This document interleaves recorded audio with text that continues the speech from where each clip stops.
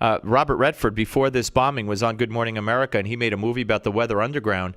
He was specifically asked by George Stephanopoulos, "Did you were followers of them? You kind of rooted for them?" He said, I don't know if I wanted a revolution, but I did admire them. And Stephanopoulos said, "What about the violence?" And he said, "Sometimes you have to have violence." And then you got William Ayers, who's glorified. So I mean, there's a big hypocrisy in this country too. Oh, it's more than hypocrisy.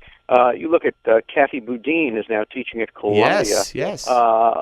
And Angela Davis has had a distinguished career teaching Ayers and his wife. These are all people who were terrorists. And no difference. Would you agree? No difference between them and this kid? They're much worse because they're much better educated and had all the privileges in the world. So I see them as much, much worse.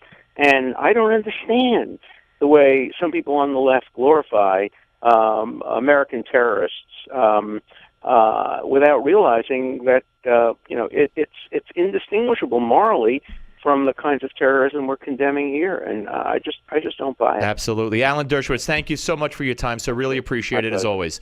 Bye-bye. Alan Dershowitz, famed defense attorney, of course, and Harvard Law professor here on the Steve Malzberg Show. So glad to hear him say what he just had to say. When we come back, Brigitte Gabriel, author of They Must Be Stopped and head of a great organization, will tell you about it, and she'll weigh in saying that this was definitely part of a cell. And she says she could tell us why, and she will when she gets here, when we come back on the Steve Malzberg Show. Don't you go away. The Steve Malzberg Show.